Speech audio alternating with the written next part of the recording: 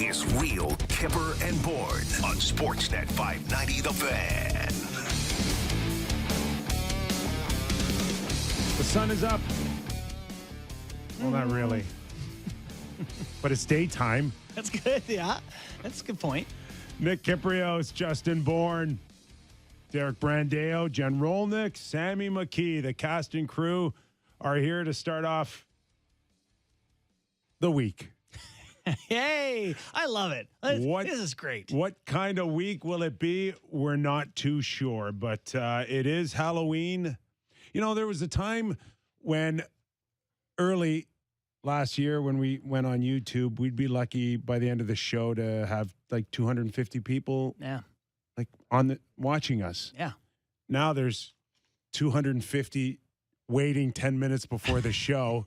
Good. And true to Halloween, they've got like they want to taste some blood today. They want scalps. They want something today. Dismembered body parts of Leafs. They're not happy. Let's today. just talk about the Halloween candy. That Kit Kat that you gave me before the show with like a little biscotti in it or whatever, it was a delightful treat. If you went back in time and gave today's Halloween candy to our parents when they were kids, their minds would Let's be just blown. power rank Halloween candy instead of talking about this Maybe we goddamn shouldn't do team. that.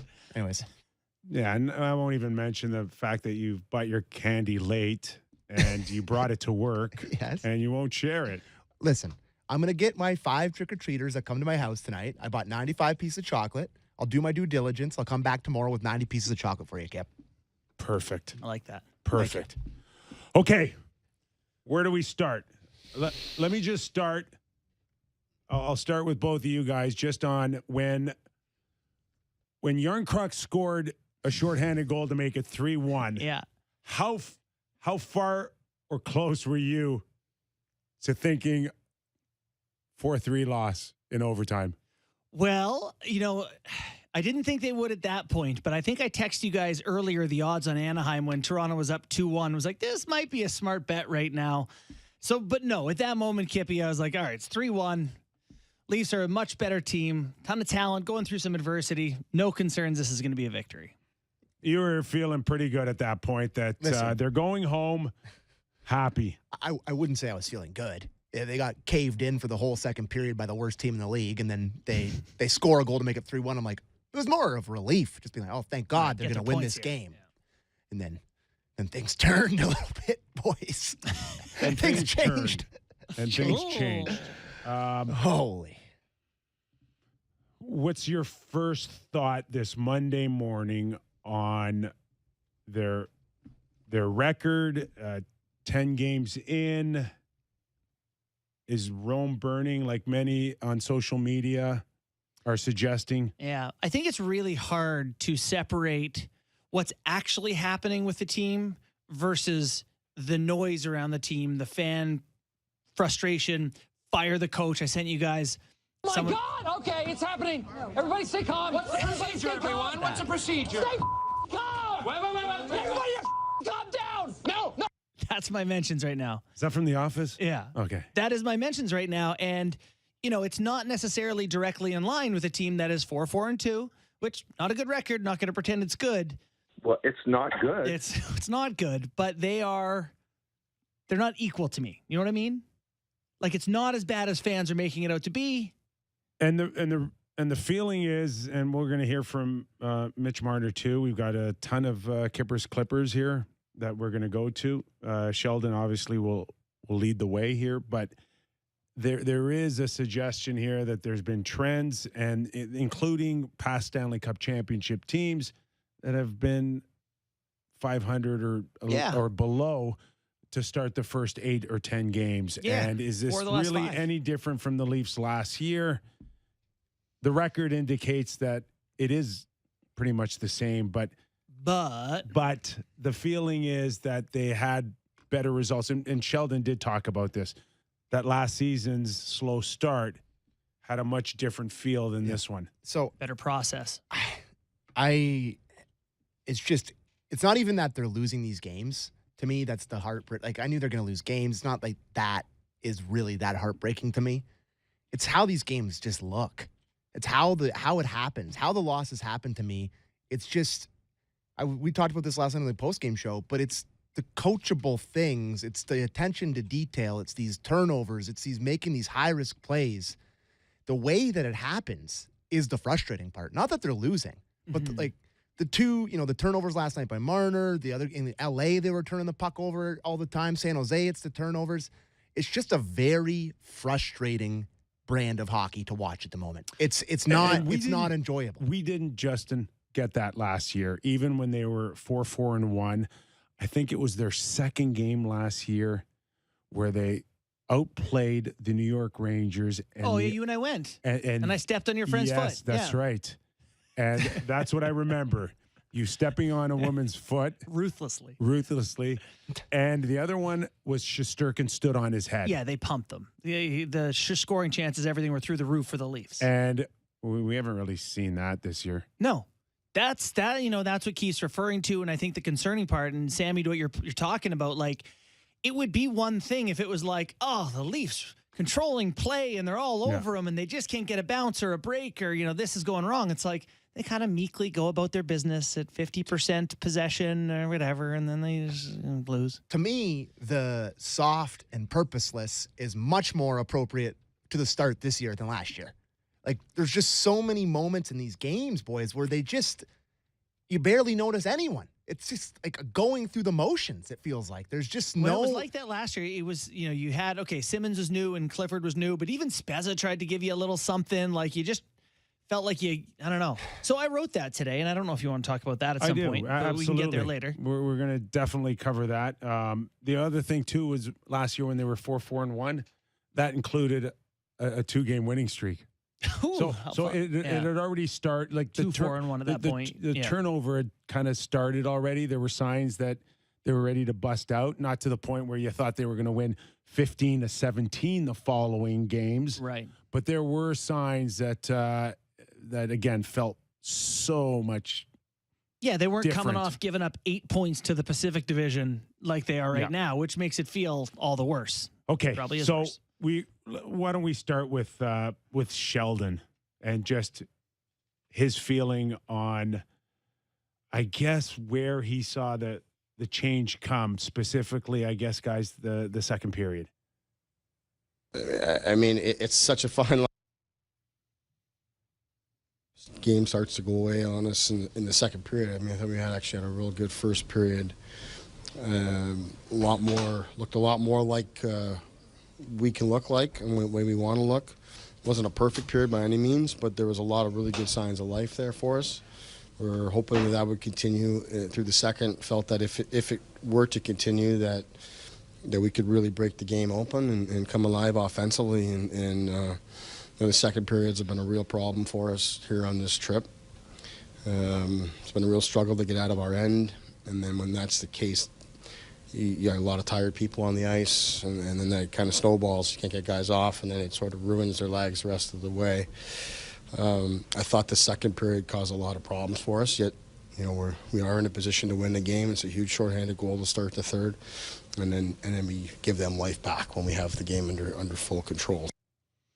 So I think there are tendencies, like right now, I think I want to talk about, and you guys want to talk about, like, emotion and character and intangible stuff. But there are some real practical issues here. Like, the Leafs D kind of stink. They can't get the puck out of their own zone, boys. And that's what he was alluding to in that. He's gone on it for about a good week now. Yeah, it's bugging him. It is really bothering him.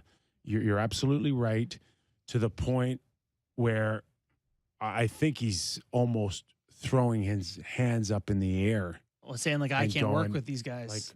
What do you expect out of me? Yeah. It's to the point where we all know Justin Hull is struggling to the point where the man needs a break. He needs to step out of the lineup so badly, and yet they can't even do that for the man. That's a great point. They can't. He's playing 20-20 a night, fellas. Hall's getting over 20 minutes. It's almost like we are in total house league participation. You're going out there, whether you stink or not.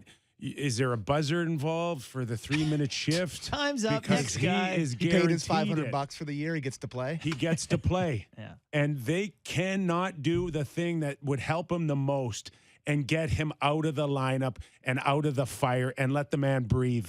Yeah. I mean, I don't think you're wrong at all. It just, here's your issue right now is you have like the worst age scenario happening where Muzzin got old and can't stay healthy anymore. I hope he's doing fine. Gio got old and looks worse. Okay, he didn't get old. Okay, he didn't get old like as a Toronto Maple Leaf. He was old in Seattle. Yeah. And I'm not a I told you so, guys, but it was a huge concern in Seattle. And he came here and was pretty good, though. You know, he was pretty good when he got here.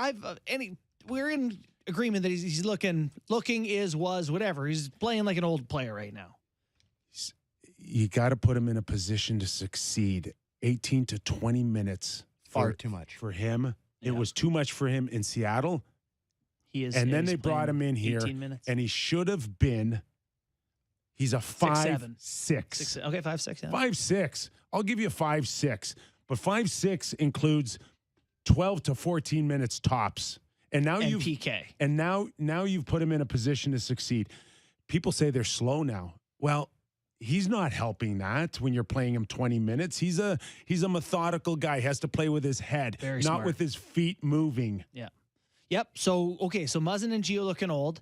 Sandin looks like, okay, they're waiting for this guy to take a step to help solve a problem, but he's not. You know, and whether that's because he held out for, a little bit or whatever, he doesn't look good so far. And Liljegren's out, and so hopefully, fingers crossed, when he comes back, he can. But I just named 4 guys. Yeah. Old and young. And Justin Hall may be on the wrong side of old. During his perfect career peak, maybe he could play, but it doesn't look like that now. So we're down to Riley and Brody. So remind me how many defensemen are on a team? Exactly. Oh, it's 6. So it's Riley and Brody. Who aren't playing great themselves. Yeah. Liljegren is done, I think, with the Marlies. I think they got 3 games in. Okay. I think he can play on Wednesday, actually, can't he? They should be in the lineup. Yeah. And Ben as well, you think? I don't know how you can't. If Ben's in, Hall's out. If anyone's in, Hall's out, yeah, right? that's right. Well, I'd say, I guess the natural thing would be Liljegren in for Hall for the right-handed shot, and then Ben in for whoever, Crawl, who's playing. But like, I forgot to mention that. Yeah. Hey, welcome to the team. Want to come in and nice and slow and no. You're. Can you imagine now going to Jordy Ben saying we really need you right now? He's like, I didn't come here to be needed. I'm a fill-in guy. And Liljegren. I'm not your solution. Like, think about the way we talked about Liljegren last year in terms of the start of the year to where he got to at the end. But now he's looked upon as like, oh, the savior. Like, who's sure about him? Yeah. He great run for a bit, kind of fell off for a bit. Playoffs, he wasn't in after a couple of games. I don't know. Yeah, I like Liljegren a lot more than 2 years ago. I think he can For play. Sure. He'll be fine. But as a help the Leafs. savior here, No. This is screaming out for a trade, for out of organization. Yes, it is screaming for one. I agree with that, but it's not coming. What do you mean it's not coming? Why It's not? just because there's nothing out there that's going to help you right now. Yeah. There isn't. Trust me, they're looking. So is half the league. What if you went drastic? There's just not Drastic. there. Well, what's drastic? Well, you look at Chikrin? No, like they just did Hubert Okachuk in the offseason. If in season you went, I don't know, we did want to trade Marner, Willie, someone. What if you went with a bigger name? That there's a big difference between that and what you're Tree Living went through at free agency or July 1st and the announcement. It takes time. Yeah. It really takes time. You don't call someone and say, well, what do you give us for, and you had the right best partner. right winger in the league. You had the right partner in Florida where they thought that Uyghur and Huberdeau were good players, but soft. Yeah. And it presented itself. It presented itself. The way that Kawhi worked out for the Raptors. There's nothing there right now. You still have teams still trying to figure out what they have, including the Leafs. And that's why there's no answer now for another week. Yep. No, I agree. I think you make Monday, a good point. It's frustrating that there's not an answer. But you're dealing with a loss to Philly or Philly, Boston, Carolina before next week. You go 0 for 3 or you go 1-2. and they're bad losses to. Yeah, we're listening to a press conference if that happens. Well, we are. I don't know what for, whether it's we're not hearing anything. GM speaking or coach firing. We're not going to hear anything now. On the coach. Is it or yes. Okay. Yeah, I'm not going to hear anything now. There's just nothing there right now. I know that for the record, I don't think there should be. We I know saw, a lot of people do. We saw Jim Rutherford make an appearance on After Hours on Hockey Night in Canada last Saturday. I don't think that helped at all Vancouver, even though that they've won the next. Oh, he didn't put out any fires. He went out there with a can of gas. So that's exactly what Brendan or Kyle would do if they came forward now. You're right. And there's some people that think that they're hiding or ghosting right now. Like, where are they? People screaming, where are they? Where are they? I mean, there was a formal request by the Leafs absolutely media to speak to Dubas for sure, and he declined to speak. as he should. I see both. Yeah, go ahead, Bourne. Even if he should decline to minimize smoke, don't you think there are questions that need answering, legitimate ones that I just feel like. Give me one for an example. You have the coach's back. Is the coach going to be here? Can't answer that. Does not want to publicly because he answer doesn't know that himself. He's not putting it on the line October 31st or November 1st. Yeah. That question, if it's coming, he needs to buy time on it. Are you looking to make a move? It makes no sense to answer it 10 games in. Yeah. I think the reason and there is no right answer there. There's not. And I agree. There's two answers. One is that, you protect your people. Yep. And now you're being accused of burying your head in the sand, or you're stupid, or you're not paying attention. Or you do what Jimmy did and just throw Bruce under the bus. Bruce to the wolves. Yeah. Right? It's a structure thing. We have no structure. Yeah. That's not good for the Leafs right now. No, you're right. You've completely brought me over to that side. By not having a press conference, though, it does, I think, expose the idea that we're not certain about what we're doing. We don't know if our coach is safe. We don't know if we're trading big names. We're not sure either. That's a fine answer. Yes, it is. Yeah. But you don't publicly do that now. You might have to down the road, but you have another week. You have Philly, Boston, Carolina. Where things are next Monday, all bets are off. But as of this week, you got a window to say, hey, just relax here. I do think slow week does help. I do think, and you can tell me if I'm jumping the gun here, but I do think we're skirting the issue at large here with this Leafs team is like, what is it then? Okay, we talked about the D. The D aren't great. They've had a ton of success with OKD in the past. So what's going on here? Why is it that they've lost to Arizona, Montreal, San Jose, and Anaheim, who have been in 32nd place at various points? Yeah. What's happening? Is it a bad team? No, it's not a bad team. We've seen these same core drive this bus before. Do you have anything? Are you sure they're good? No. I'm not sure they're good. I'm pretty sure they're not bad, though, and they're playing bad. We have always said, I said it at the trade deadline, I thought if they weren't one defenseman away, they were two. So we've nailed that part. Have we not? Yeah. Outside of that, I got to go back to what we've said all along, and that is that there's two seasons. There's the regular season, and there's the real season, and they haven't been built by Kyle for the real season in years. Well, they're not built for this one either. So the term that we used last year and Sheldon used was soft. And purposeless. Right? There is an argument to say they're even softer. Sure.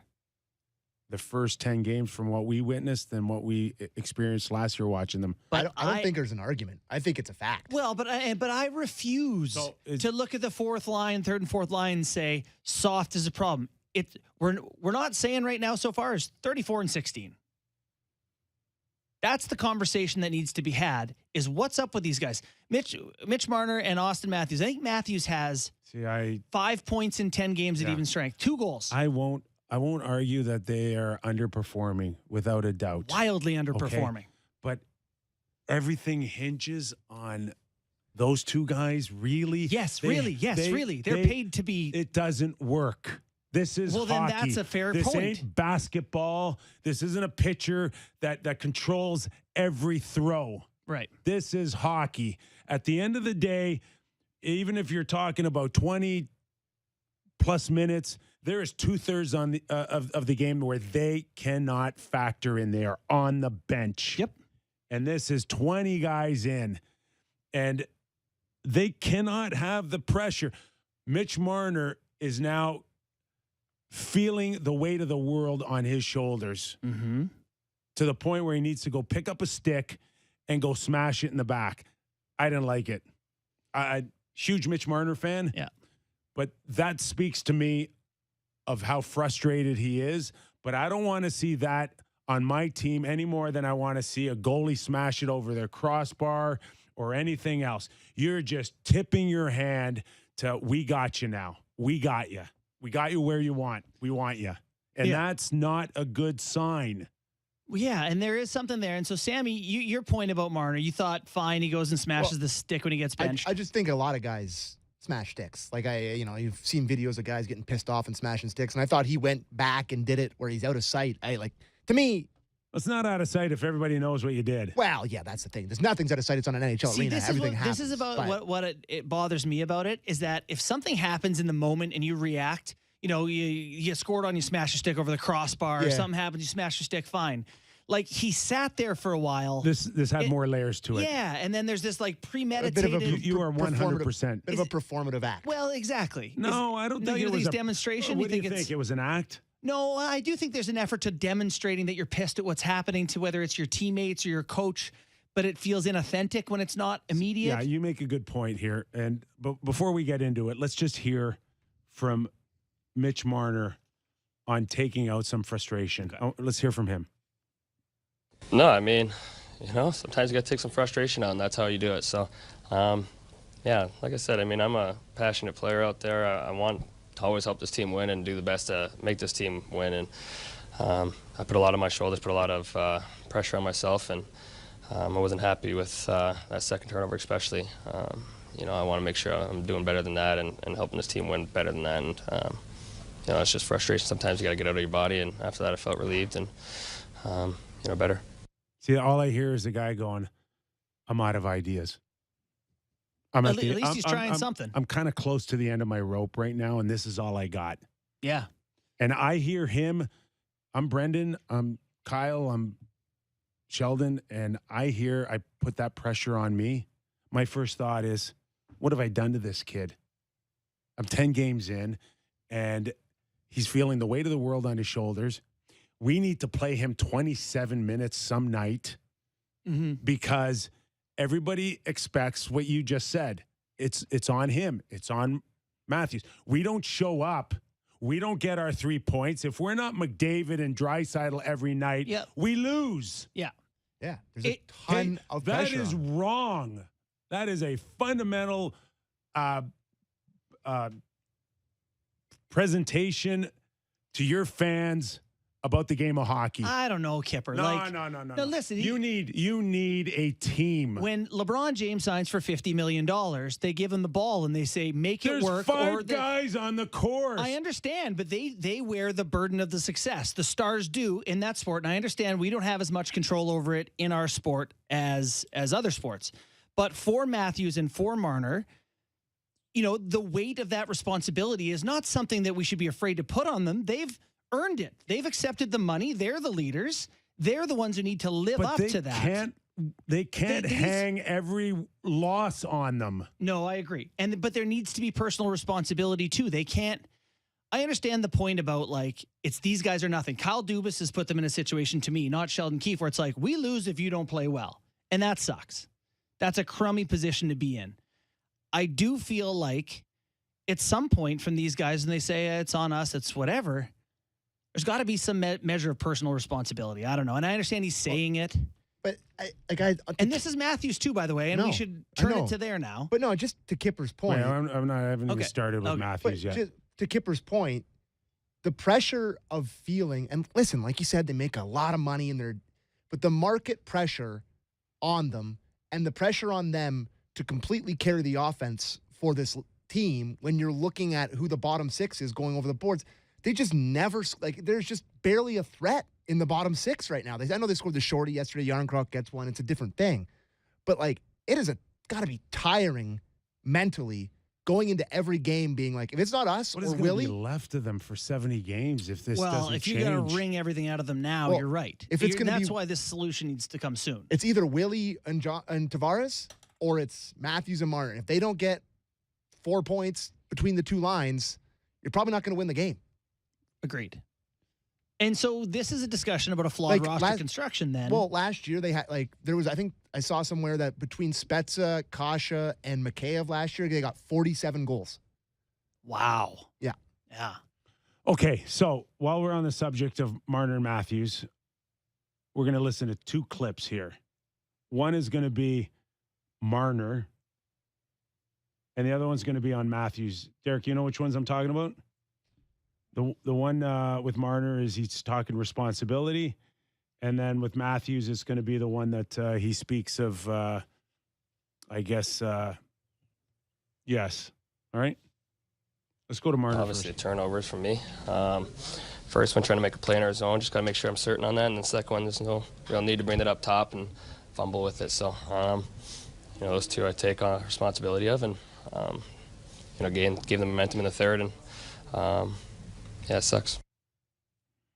It's really easy. It feels like the world's crashing down on you and all this stuff. But, I think what we have in our group and within our group and our organization and everybody within expects a lot from each other. And we have a standard that obviously we need to raise. And, it starts within the group. It's easy to kind of look on the outside and, read all the stuff that's being written and all that stuff. But in the end, it doesn't matter. What matters is, our belief in our group and inside the room and what we need to do to obviously turn it around. Okay, they're feeling it. Marner a lot more, but they are feeling it. Mm-hmm. Well, yeah. They are feeling it. And I'm not taking them off the hook. I get it. Yeah. People are like, you make $22 million between you. Suck it up and score. It's just, come on. We've been around the game long enough. We know that it doesn't work that way. No. But do you believe from Austin Matthews that you've seen the same level of engagement or effort effort's a bad word. Because No. I think I saw more effort out of him in the first period or in the first 30 minutes than I've seen in 7 other games. Yeah. So I texted you guys after he scored. He's going to get 3. I thought he was pushing a little harder. Yeah. There's also a lot more room. Yeah, there's against a ton the of room, Ducks. for sure. Yeah. So, okay, but and how this whole thing played out that led to the benching too, to me, kind of stinks, to be honest with you. And we have the Marner talk. We already did the Marner with the turnovers, right? Yeah, and he gets benched 1 shift, which, a lot of people have different feelings on that. And I'd love to hear yours. I think it was Dave Poulin, the TSN had the game last night. He says he should have been benched the whole period. If you're going to do it. Which, I don't agree with. No? But, no. Bench the whole period? Are you crazy? What was there, 7 minutes left in there, or 13 minutes left or something? With the game still on the line? Yeah, you're up 1 goal against Anaheim in October. If you can't send a message then, when can you do it? Okay. Why Mitch Marner on the message when up until really going into last night, we've all agreed that the closest anyone's looked like themselves is Marner. Yeah, Tavares has been good. Willie's been all right. But yeah, listen. And Matthews has been the worst. He's been real bad. But you don't have the balls to bench Matthews, but you go get Marner and give it to him for giveaways and then bench him one and then put him back on the ice and say, "Oh, can you get us a goal?" Well, that's why it's a little embarrassing. But for me, with a guy like Marner or Matthews, and I'd be fine with either. Did I say in our group chat that I thought they'd sit someone big, like whether it be Matthews or Marner or something like that? To me, Kyper, you show the rest of the team that it doesn't matter who it is, anyone can sit. We're drawing a line in the sand here. We're not sitting Calle Yarncroc. Who cares? You know what the most important out of that message is? Just make sure you bench the right guy. Marner's not the right guy. Last night, not the right guy. He has been the closest to the engine still for the Toronto Maple Leafs. I wouldn't even want to begin to understand where this record would be without him to start. That's not your bench. You want to talk about two errors that he made? The one that he coughed up, the first one. The one in the D zone was actually not that bad. He tried a quick little slip that went terribly. And that is a play that they encourage you to do. That 4 foot, get it off the wall. The 4 foot pass up the middle is something that they push for. Wasn't that bad a play. It hit a toe and redirected. Yeah. Not that bad. No, I agree. Okay. The second giveaway that led to the goal is a play that we've seen him do 1,000 times, and we marvel at him. Yeah. That is his play. I get the point you're up to, though. We don't need you to make that play there. Make the simpler one. But he's paid to make that play. You've loved that play in a time for and 4 place. or 5 years. Sure. If you're telling me right now in a time and place, he's the last man and he makes that play, I'll rip him a new one. But when he's not the last man and you've got Morgan Riley still man in the blue line. Yeah. And what the hell is Justin Hall doing way over there? I don't know. Okay, no, I'm telling you what he's doing. They're thinking about the next goal. Yeah. They're thinking about offense. But so's Mitch. But that's his job. Yeah. JB, that's his job. He's paid to make that play that he's made 1,000 times before. Well, then maybe the point is your job isn't just to score goals. It's to be a well-rounded guy and recognize the game state so we can get wins, not points. How about two guys just covering for him? How about that? How about I agree the ones that Hall's got to be in the middle. How about one guy saying, listen, if Mitch is pushing up and we're in this situation, I'm not going to sniff. Yeah. Okay? It's pretty bad. He is not even in your television screen. Where are you going, Justin? Yeah. You're a defenseman. How about your job is to cover up Mitch when he's doing his thing and everything's fine. But then you go and you bench him one shift. The one shift thing's the weakest part of all. I think Poulin had a good point, to be honest. It's like a microcosm. Well, he's just not the guy that you needed to bench for the rest of the period. Yeah. There's a time at some point someone's got to sit. There needs to be repercussions. Yeah. But this goes back with Keefe and this group to the beginning about a lack of accountability for the Stars. It's a microcosm of him calling them out earlier in the season and then just going out and apologizing immediately. Right. You did it with him. Matthews has a horrible back check to open the scoring in San Jose. Great time to do it. Bench. Great time to do it there. He takes lazy hooking penalties. God, he was a dog Saturday in San Jose, night. wasn't he? Horrible game. Have the guts to go bench your 60-goal scorer, not your engine first. Well, why? Because you're scared he won't sign. He won't sign. That's what you're scared of. If you're asking them who do you prioritize over Matthews and Marner, they've made that clear from the beginning. Okay, so it doesn't matter how many screw ups. That whole thing's flawed for me, bud. You're picking and choosing who you want to hang out to dry, and Mitch grabbing his stick and smashing it wasn't on his turnovers. No, it's not. It's maybe listening to Sheldon. So here's the give him conversation. Crap when going, I'm the guy. That's what it is. It has nothing to do with being mad about the turnovers. I couldn't agree more. Totally agree. That is screw you for deciding it's me who's the one who's going to get signaled out. Now I got to answer questions, yada. And yet Mitch takes the high road after and says, it's on me, my responsibility. Well, he saves himself a lot of hassle by doing that too. Really? Or does it just brush everything under the carpet and we move on? Oh, it does. So this is So tell me. Well, this is a relationship in disrepair. And it's one that Sheldon Keefe does not have the upper hand in because he makes less money, is less important to the franchise. He's secondary. So you have a situation where there's a bad relationship, it feels like to me, and the player doesn't seem to care for the way he's being handled by the coach, and the coach doesn't seem to have the authority to do much. Well, that's an issue. Yes. That's a big issue. And it's at the heart of what's up with this Leafs team to me. Stars v. Yeah. coach. And 2 stars. Because So here we are. You got a great call on the goaltender interference. you got a Right? call, all right.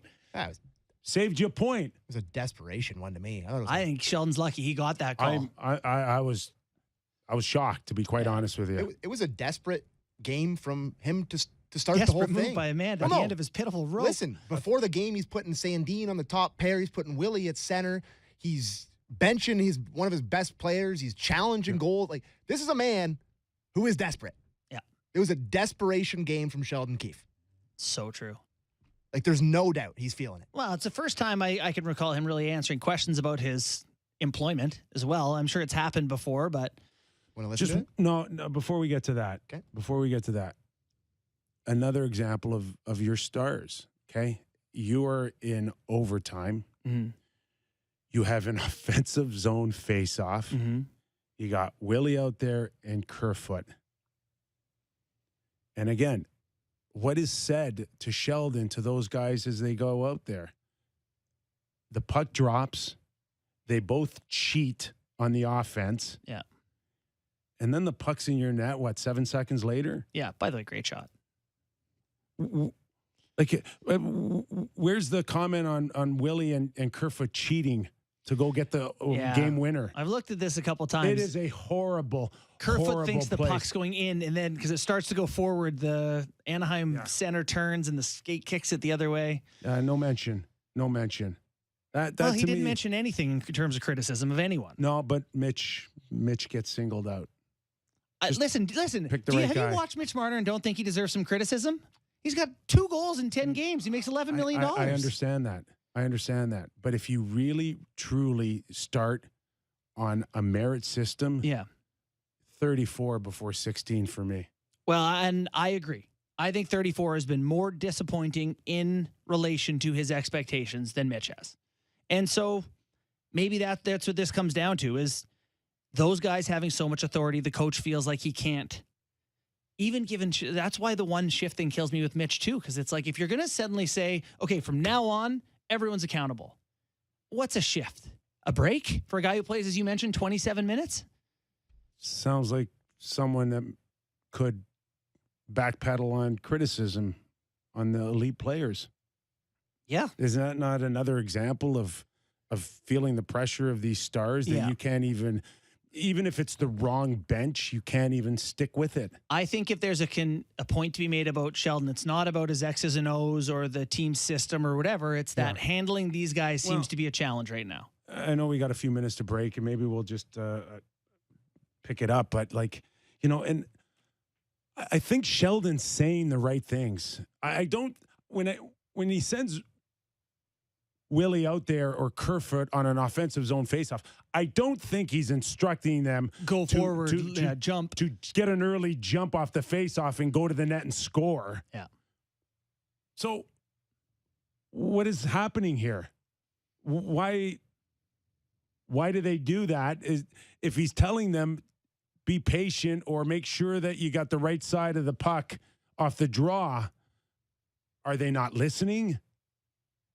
Where is the disconnect between what Sheldon's been telling them for 3 weeks now and what we see on the ice? Yeah, the OT winner to me is just like a misread play, matter of inches, but no, it's cheating. That's what it is. PHP. It's cheating. PHP? Pond Hockey Point. Pond Hockey Point. Yeah. Oh, it's just that pond hockey point might come in handy in March and April. They got to start getting some real points here soon. That's a question maybe for another day. Yep. Is why aren't they responding to Sheldon? Well, I think that's a good question for today. it just seems like the poking and prodding is not having much of an effect. Should we listen? So I wrote an article today on the idea that, and Kip, you said this to you when I came in today, but when a team is talented and underwhelming and underperforming results, at some point, don't you have a hard practice where someone grabs someone or stands up in the room and is like, hey, can we get it together here? Like, I'm sick of seeing this. Yes. But would you not stand up and be like, boys? You have to have the right guys do it. Yes. And there has to be a ton of credibility. And go through the list. It's tough on this team. And you mentioned Mark Giordano. And I don't think Mark is interested in doing that. I think he's a great choice for it. He's a choice to me for a guy who can grab a guy and your own game's got to be in good shape to do that. I agree. Guys are going to look at Giordano and go, why don't you play better, bud? Why don't you play better? Why don't you start by moving your feet a little bit, and, instead of being standing still while I'm going 100 miles an hour waiting for your pass? Everybody can now look in the mirror and say, how can I call someone else out when I'm not even playing well? And that includes all of them. Go down the list in this team. And when I was looking at guys who you think could stand up in the room and say something on this team, since I've been watching them closely, Jake Muzzin's been the only guy who can do it because he plays a certain way. He has cups. He has a certain authority.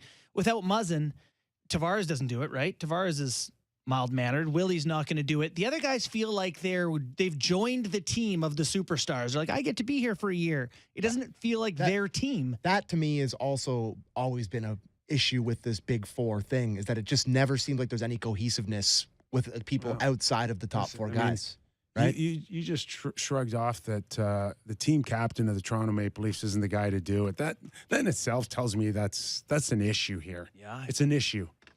Okay, why? Maybe he could muster that up in himself. Why Tavares got off to a decent start this year? Could he go to Mitch and Austin and say, "Hey boys, I know you got more"? If he can't, then take the C off your jersey and give it to at least someone else to try it and build on it. Part of the problem is, like, how do you tell superstars they got more? How do you say to Austin or Mitch, like, we know there's better here. What's going on? Who can say that to guys that are that good, that entrenched, that? Brendan? I like that. Let's start there. Should probably go to break. And I would imagine there'll be some meetings behind the scenes that I hope we never hear from, because that's where they belong. And things just get turned around. Behind closed doors. Yep. Okay, someone that can speak on that behind closed doors is a guy that's lived it at every level, man. That's Rick Tocchet, Stanley Cup champion, coaching, seen the best. Yeah. In a couple of generations now, from Mario to Sid. I'm sure he's going to weigh in on a lot of this. And I want to get his thoughts on what he thought of Barry Trotz chiming last week. Let's do it. God, we're just warming up here on the Real Kyper and Bourne show. After this break, we're coming back.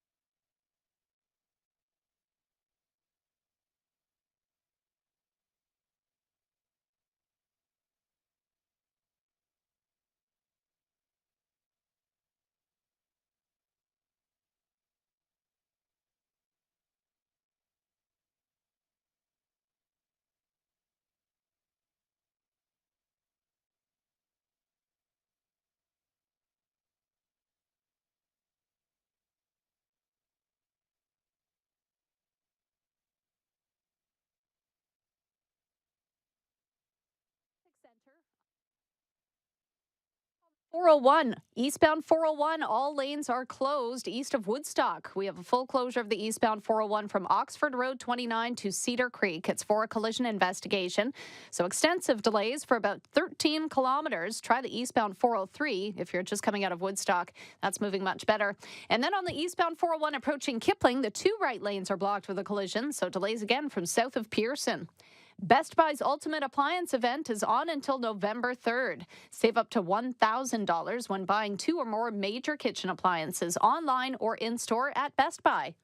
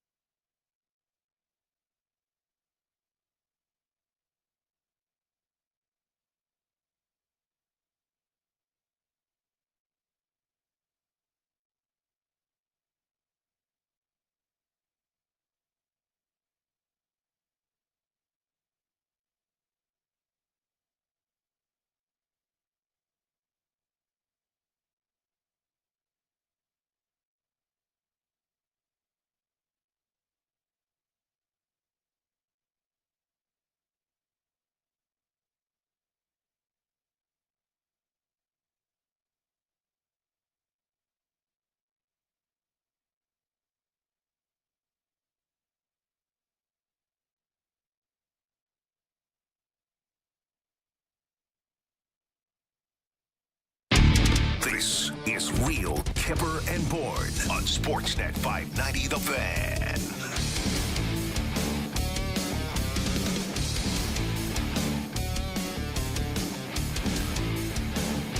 Still going hard on the Toronto Maple Leafs. This conversation might need all 2 hours on the Real Kyper and Bourne show, but we got to go on outside here. And yes, he's won Stanley Cups, and he's coached and played with some of the best players in the world. But all-time Gordie Howe hat-trick leader. Legend. That's all you need to know about this guy. Talk, how are you? Good. What's up, boys? How's it going today? Oh, no. The city's on fire right now. They want heads. Heads are rolling, or so they say. But you've played in still some tough markets here. I know you didn't spend any time playing for the Leafs, but demand in Pennsylvania after, with Mario there, and in Philly, we knew in the height of the Philly organization, man, tons of pressure, always following the likes of names like Bob Clark and Bill Barber, Bernie Perrant. But you've also grown up in this town, Rick. You know how tough it can be in terms of the media, and once they turn, it can snowball here. Do you get that sense that might be happening here? Yeah, well, look at the narrative last year. Lost Game 7 at Tampa. Hard-fought series. Some people thought Toronto should have won. Obviously, the second half of that game, Tampa kind of held it together. Going in, the expectations are high, right? For what I've watched, I think the fans want to see a little bit of a hungrier team. I think sometimes everybody's like, well, just wait to the playoffs. You got to be careful. You still got to go through the procession, right? A, B, C's all the way to Z. You can't go from A to Z and all of a sudden turn it on. Kyper, what I've seen, it's a perfect example is that the Arizona game. A lot of possession time, like a lot of fancy stuff, D dives, it was stuff that we all love, but you got to start getting inside. And I listened to Mitch Marner's comments after the game. Simplify, maybe get pucks in the net. I mean, that's the most overused, but probably the most truth statement any player or coach wants. And that's what the Leafs need, a little bit less possession, like fanciness. And once you I'm a big believer, once you beat pressure, it's got to go. It's got to get somewhere to the net, or whether it's a one-timer, but there's got to be people around. And that's something I think misses a little bit because they get a lot of possession time. One of the things that's happening here right now is Matthews and Marner are kind of the everything for this team. They need them to succeed. When those guys don't score a ton, the team doesn't succeed. It's a ton of pressure on these guys. But right now there's sort of a weird dynamic happening with the coach where he doesn't seem, he criticized them, then he kind of walked it back, then he benched Marner for one shift, then he put him back out there, and there's sort of this dynamic where those two guys don't seem to love what's happening with the coach. But I guess I want to get your take on the dynamic between superstars and coaches when the superstars are so big, famous, rich, important to the team, and the coach has a challenge there to, I guess, equal that. Yeah, it's funny. I was talking to Gretzky today and I asked him, because we're going to talk about this in our show later and on our Wednesday telecast. Have you ever been benched as a star player? You're talking about the ultimate guy, Wayne Gretzky, and he has. Sather went after him one time, and not very often.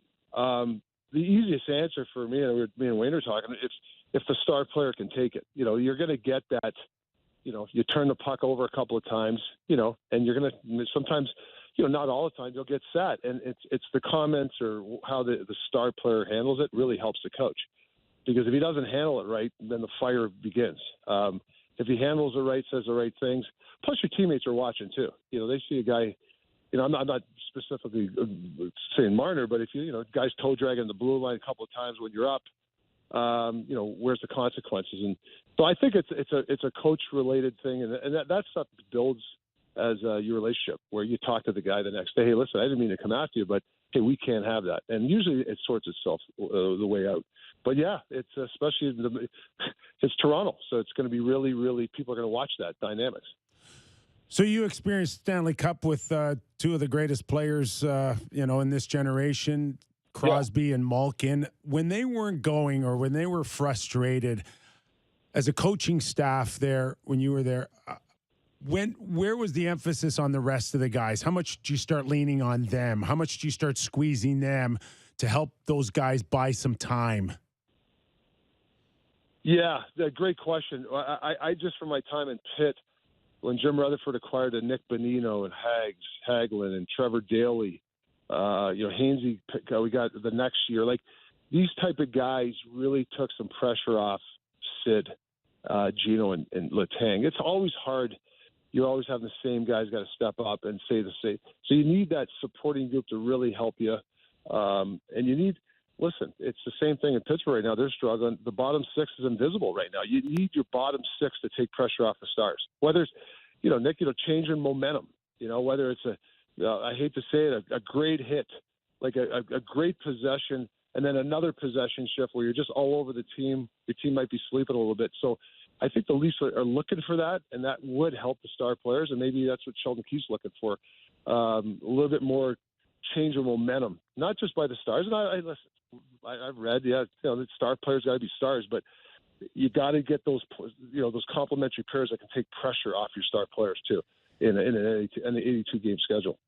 I didn't play at the level you guys did, but I played till I was, in my almost 30 years old playing hockey. And I kind of think back to some of these seasons when I was playing, and I kick this around my head right now because I'm not sure what the answer is, everyone right now in the Leafs is saying, well, we got to be patient and process. And Matthews is saying, you want to be an upbeat guy. So there's smiles at the rink. You don't want to be down in the dumps. But don't you feel, well, I shouldn't even say don't you feel, isn't there a time where it needs to suck? Like, isn't there a time where it needs to be miserable and the guys are upset at each other and grabbing one another and trying to push it can't always be just ride it out and it'll get better, can it?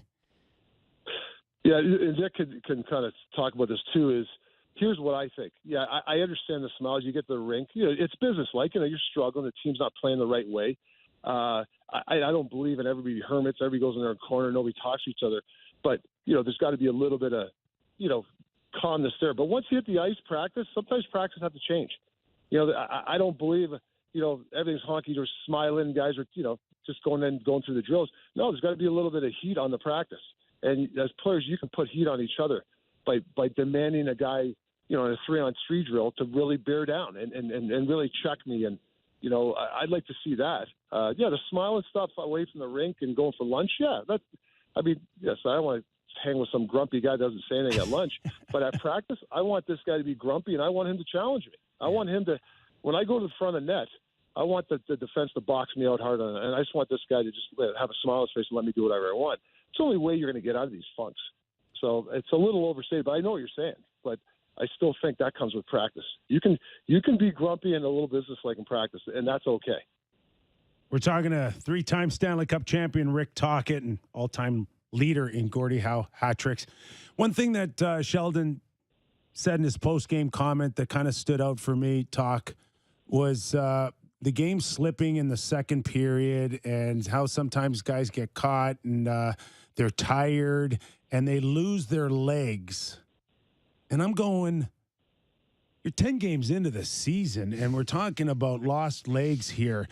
When you're coaching, when you've been behind the bench as long as you have, do you know when your team's in shape or out of shape, or is that just kind of one of those things where, you know, if a new coach comes in, it's the first thing you say they're out of shape, and I'm going to work on it. Is it? Can you really see if teams start fading? Because I'm starting to wonder: are the Leafs in shape? Yeah, that's a good. I think what it comes down, you can tell as a coach of practice. You know, you have your 30-minute pace practice. You see guys suck and win after the third drill, you're in trouble. But saying that, Nick, like this is where I have a tough time, and I'm back at the coaches here, where second period, if that's the case, shorten your shifts up. Today's game is very skilled. It's high tempo. It's north. It's get the puck up and then let the guys, skill players do it. The old days where guys could stay on for a minute and 10 seconds, they don't exist anymore. It's too fast of a game. And sometimes I see that where some guys overextend. And I'm not saying Sheldon Keefe. I'm saying that sometimes us coaches got to make the players more accountable. You know, you don't always have to. Yeah, you want your star players as much as possible, but it's like Sid. Like listen, I always use him as a great example. I remember one time Sully played him about 22 minutes or 21 minutes one night. He said, "Talk." He goes, "Yeah, do me a favor, give Sully, just tell him to back off me a minute or two, or just like I'm going to shorten my shifts. So just get me out there quicker." You know, when your star player tells you that, that's a great thing to hear as a coach. So back it off. Like instead of trying to, I'll stay out for that other 50. Maybe that puck's going to get to me, and then I'll change on the way back. Switch it up. Change on the way up. Maybe get some fresh guys out, and the coach will get you back out there. So I have a problem with that sometimes when guys say, well, I'm losing my legs. Well, you know what? You can do something about that. First of all, you can be in shape. And second of all, shorten your shifts up. Yeah. You know, like shorten your shifts up for the second, and I'll get you back out there. This is almost like the chicken and the egg here now, because Sheldon's got to go to Mitch Marner sometimes and ask him to play 27 minutes. And it's like, if the guy's made a mistake, maybe he's just tired. Well, if you got to play Mitch Marner 27 minutes in November, you're in trouble, because there's going to be some games where they're going to, but you got to use the bench to today's game. You know, you Tampa Bay and Colorado, their star players played a ton, but those third and fourth lines are so big, and you have to develop that confidence in November for those guys. You just can't. So, I get it. Some games you're going to play your star players a lot, but you can't play these guys 26, 20 minutes. No chance a night. Look at McDavid and Draisaitl. I think since the coaching change, they've backed those guys off a couple of minutes here and there. And I think in the long run, that's going to help Edmonton. That's just my opinion. Yeah, just looking at the time on ice leaders for forwards, Marner's number 1 in the NHL. Plays them more than anyone else. Matthews is 10th. It's a lot. Hearing all this discussion about, how to get out of these funks and what to do with the players, I hear practice a lot. With the rise of sports science and rest and sleep doctors and everything, it just feels like teams don't practice anymore. Do you think that hurts teams, like their ability to change course? Like, I don't know when the Leafs sort of practice on a road trip to Vegas and California, and it's tough these days, isn't it? Absolutely. When I was coaching Arizona those 4 years, especially my first couple of years, we had, I had a lot of 18, 19-year-olds, the Dvoraks and Kellers. They were 19 years old, 18 years old. And our schedule, it's one of the, it's just like their schedule this year, the Coyotes, awful, terrible. We went 14, 15 days without even having a regular practice because of the travel. Wow. Especially young guys' development, the older guys can get away with it because they're savvy. They don't have to practice much. They use their brain. Younger guys, they're like, the thoroughbreds. And you got to repeat stuff with them. You know, hey, you got to be in this spot. You can't just show them on video. You can't just tell them before the game. They got to feel it. They got to taste it. So that to me is a bit of a problem. And that's why coaching is so important. Is there other ways to coach your players, not always on the ice? It's hard, you know. Maybe smaller meetings, less, maybe line meetings instead of full meetings. There's different ways to do it. But I'll tell you what, that is a problem. I think that there's not a lot of practice time, especially for some teams in the West. They probably get about 15, 18 less practices a year than the East, and that's huge advantage. Talk, I want to play a clip from Sheldon Keefe and I want you to listen if he's worried about his job. Derek, can we have that? Do you worry that your job might be on the line if you can't turn this thing around? I'm just going to focus on what I can do here. I got a job to do with the group. Our group has responded in the past. I thought we were responding well here today. Again, we look back to how we started last season. It was a pretty similar game in nature to this one that, it's overtime and we get the win and it changes things for us. Obviously, we don't have that feeling going home here now, but we certainly have lots of reason to continue to work and get better. We got to get home and get rested, get some healthy bodies in our lineup here soon too. So those kind of things will give us a boost in and of themselves. Talk, is that a fair question? Yeah, I mean, especially in that kind of market, you're going to have to answer that every once in a while. I think he's answered it for a while now. Yeah, I think here's the thing, and we've all felt it. We're all human beings, and I've felt it. You can't change your personality because of it. Like if the heat's on you and you know it, the worst thing to come in is be different. If your players see that, they can feel the stress. If you do that, you got to be consistent, be who you are. Believe in what you're doing, and that's the best way for players to, for them to get out of it is when the coach is consistent, stays. Obviously you can tweak certain things. Don't get me wrong, but you are who you are. All of a sudden you're a chipper guy. All of a sudden you just don't talk anymore, and you're mad all the time. They're going to know, hey, the heat's on. So you got to be consistent. So I think he answered perfectly. He's been there before, and I think they struggled at the beginning last year. So yeah, I think he was fine the way he said it. Yeah, that was great. One more before I get JB in here, and the follow-up is Barry Trotz making a public comment on being intrigued by coaching a Canadian Original Six team. You don't have to connect the dots far on this one, Talk. If I'm Sheldon, that comment pissed me off. Yeah.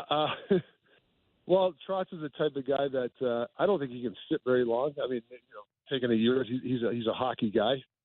So when a guy like Trotz, and listen, you saw this summer, I mean, a lot of guys, including myself, and a lot of guys were on the sidelines, everybody had to wait for him to decide. And that's the fanfare he has right now. So when he says that, it does connect the dots to a couple of Canadian teams because of his stature and, the way people perceive him. Yeah. But it is what it is. I mean, I think let's create some news. Talk. Would you like to coach in a Canadian Original Six city? Talk. Throw your name in the hat.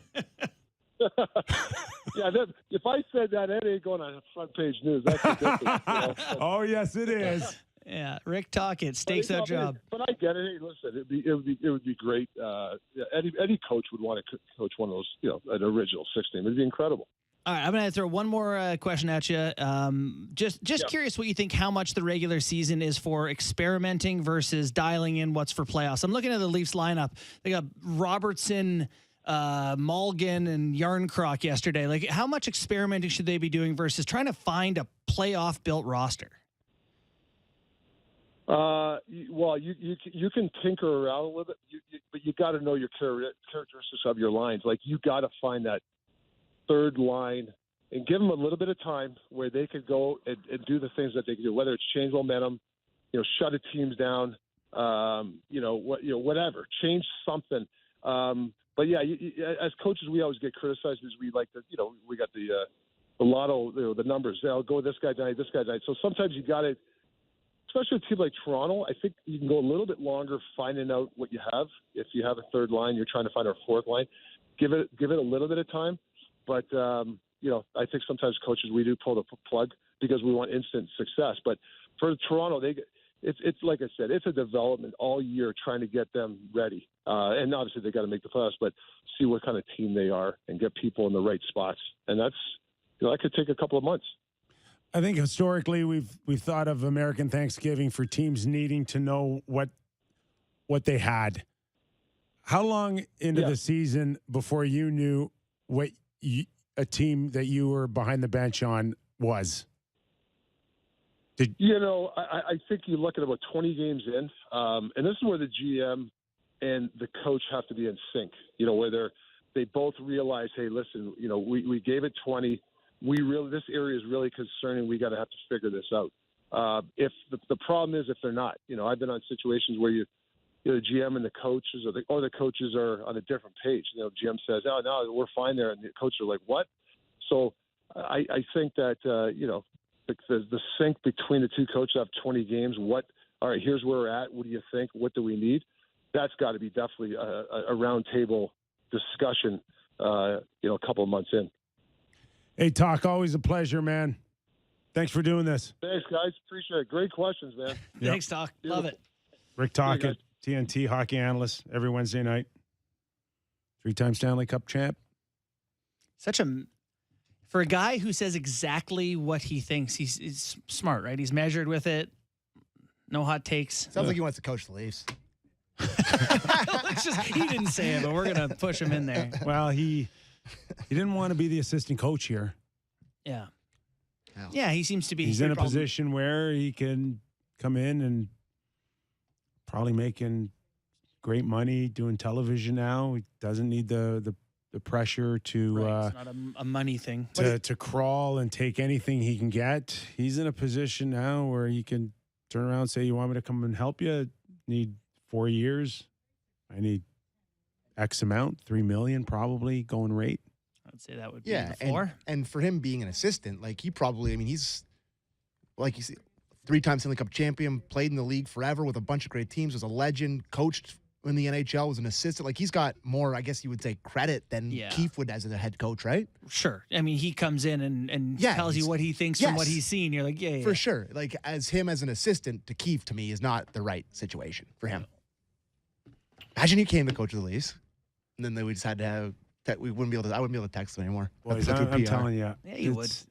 MLSE, they go right to the top. Yeah. They get the guy they want. He's already spoken. You're halfway there. You know he wants the job. It's just a matter of now MLSE. That's just a little dance. Right? Mm. Well. They're big game hunters. They got to come out of this in a hurry now because they got the Flyers who are red hot. And I know they're not supposed to be good, but they're playing well. Good goaltending. Yeah. Boston, Carolina, Vegas, Pittsburgh. Yeah, that's a big. Is that who's ahead? That's a big 5 right there. Yeah. Yeah, that's 5 of the better teams in the league. Is right it now. not though that this team has needed that? Maybe. Has that not been the complaint that they've been best against too? Dallas. I think there's still a window here, right? But it's shrinking. Mm-hmm. He said 20 games. He feels like he knows about his teams. Do you feel like that's the number for Keefe is 20 games? No. Lower. End of Pittsburgh, 5 games.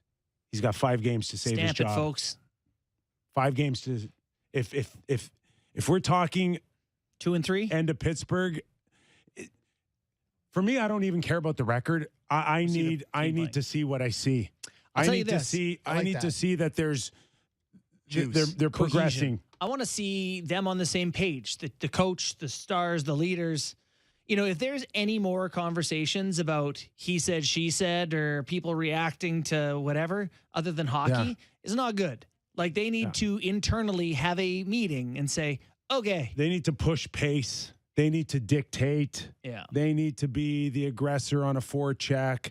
All the things that we saw pretty much in a 150-point season. A big thing that the Leafs have done well over these years that, this core has been here was they turn pucks over, right? They go get it. Zach Hyman got it on the forecheck, got pucks back for them. Mikheyev got in the forecheck and got pucks back. They don't feel to me like you're talking about push pace. One and dones. you're in, there's a chance you're back the other way, or the other team goes in, retrieves it, you're on defense. There's just no sustained pressure that we've seen from this team in the past. Are the analytics way down on the offensive zone? They look like an average team. Every team, they play Anaheim last night, pretty even in ozone time, ozone possession. Yeah. Same for this whole California trip. There's nothing underlying where you go, ooh, actually, you know what? The Leafs are a sneaky giant here. None of that. Yeah, I'm calling it. I think 5 games. I think if we don't see a significant change in style of play or aggressiveness or a bit of a streak for some of the hot for your best players, they're going to have to do something quick. They cannot sit on this. Didn't the Leafs get weird hot in November last year? Like they went 15-2 after they started 2-4. They went 15-2, which is off the charts, man. That's just that's one for the ages. That streak of 17. If this Leafs team has a 15-2 stretch this year, I'll eat my goddamn hat.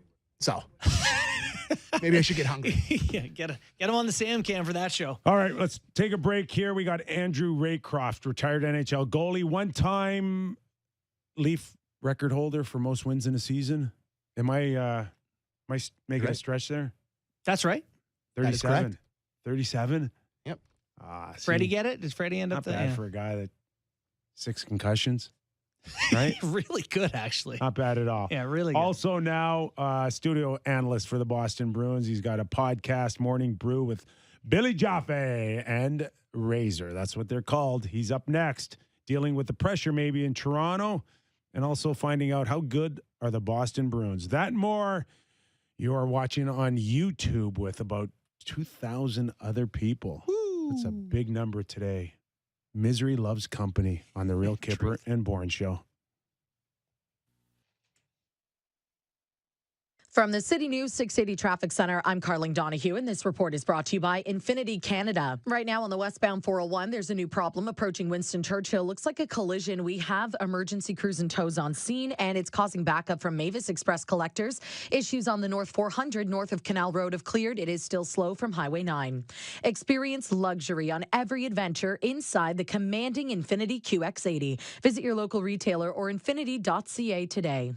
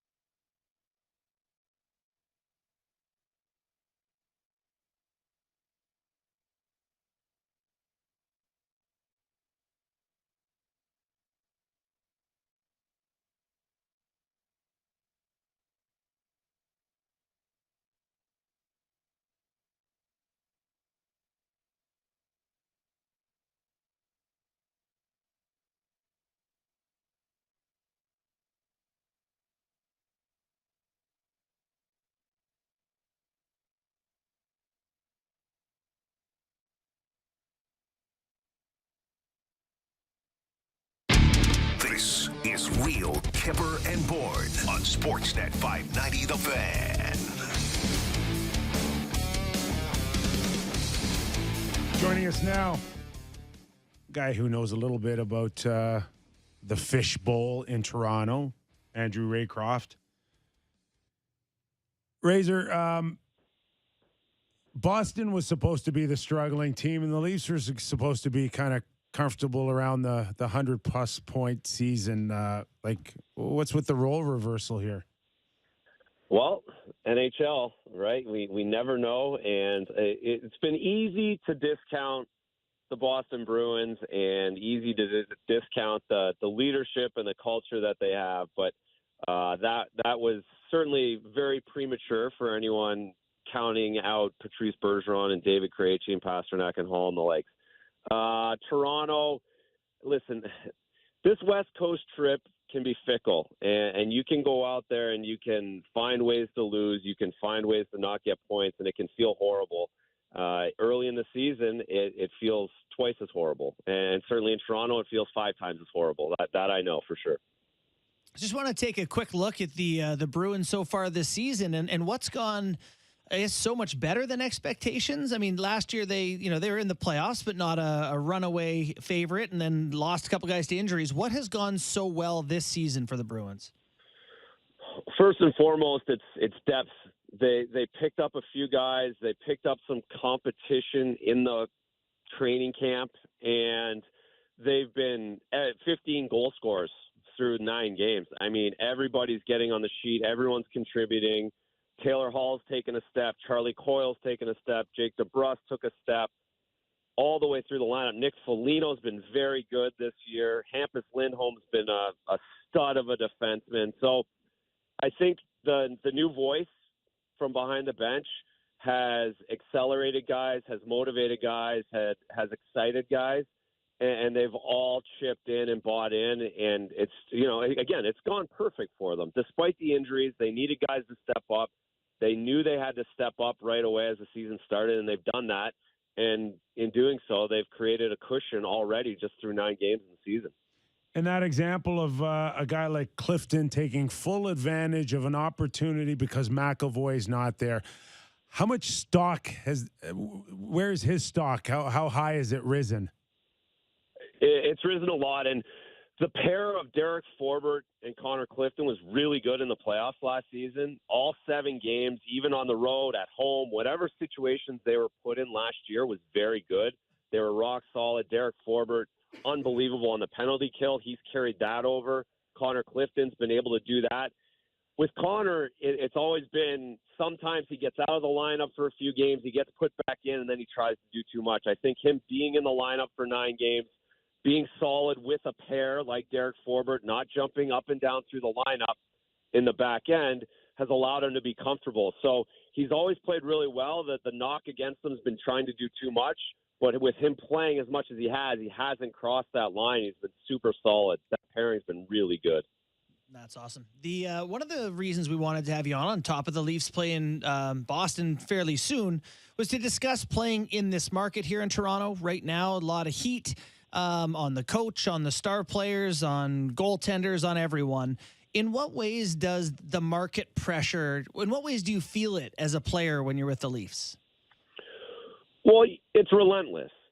For me, that was always the biggest thing. It was absolutely relentless, and you come in on a day off, right? You play Saturday night. You'd have Sunday off. You'd come in Monday, assuming you'd never have to talk about Saturday again. No one else in the league other than Toronto, Montreal, Vancouver has to talk about their games Saturday on Tuesday or Monday. That's awesome. And what's going to happen. And you're still dealing with, again, I'll never forget, we beat the Rangers 9-2. 9-2, guys. We beat the New York Rangers. Henrik Lundqvist chased from the net. I'm like, I can actually finally read the paper Sunday morning. I didn't do anything. 2 goals on 22 shots. A complete off night in the NHL for me. No big deal. Read the paper like one paragraph in, Raycroft gave up a horrible goal in the first period. I'm like, seriously?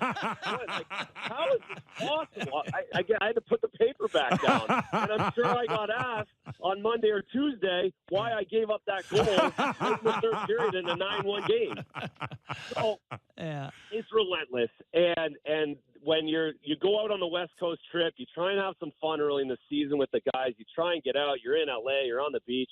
And you come back and you know you're just going to get smoked. And you blow a couple games and everybody in the room gets tight and gets defensive. And you start to worry about what's going to be said or what's going on back home. And I think it's so relentless. It's a daily basis. And that's what's so different than everywhere else in the league. And yet you cover an original six team. You would think there'd be some sort of that pressure in Boston. You've got two goalies there in Swayman and Allmark. Allmark signs a big deal that doesn't get off to a great start. You think in a Canadian market or in a Toronto market, Allmark wouldn't even lasted as long as he's lasted in Boston already, and he's off to a good start. Well, possibly.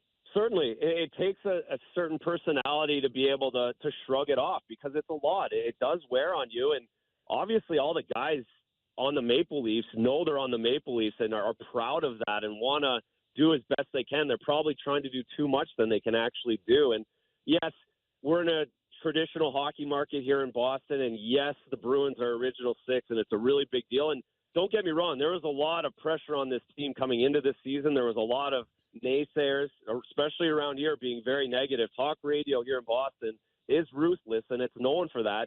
It's just it gets put a little bit behind the Patriots and the Red Sox and the Celtics. Like there's other stuff that matters. Yeah. So instead of 4 hours straight of Toronto Maple Leaf talk on a show, it's about an hour of the Bruins. It's 2 hours Patriots and everything else. So it's just not that relentless push for people trying to get stories and make stories and that pressure that you feel on a consistent basis.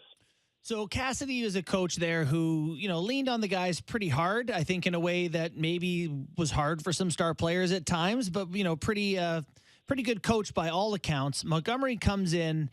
What has the change been with his tone and the way that he's taking care of business here versus the previous coach? Yeah, Bruce Cassidy was here 6 years, which you guys know is an eternity in the NHL. Yeah. It's a long time, and this lineup hasn't had a whole lot. The core's been here the whole time, so there hasn't been a lot of change over there as well. So to hear that voice 6 years in a row, the same ideas, the same sometimes too honest critique after games, I think it just kind of wore on guys. So I think the voice of positivity of let's go and make mistakes. It's okay to make mistakes. And guys just hearing that, I think it's energized them a little bit. It's not that Bruce Cassidy was a bad coach. Obviously, he's doing a great job in Las Vegas now. He's a great coach. He knows hockey. He knows how to get guys. I just think it got a little tiring 6 years hearing about, it would be we needed one more save after every loss. I think that just kind of wears on guys a little bit at this level. And sometimes you want the guy to go to bat for you. And I think just at the end of the day, it was just a matter of the course, ran its course here in Boston. And they've said as much. They loved him as a coach, but we needed a different voice. With success, they still made that change. I think the Leafs fired their goalie coach last year. Is that the same? And Krejci comes back. Now he takes a shot the other night. I hope he's doing okay. But plenty of gas in his tank. But, I don't know. I don't have to be Columbo to figure out that maybe he got tired of Cassidy's voice and now he's got a new one. He comes back. Is it that simple?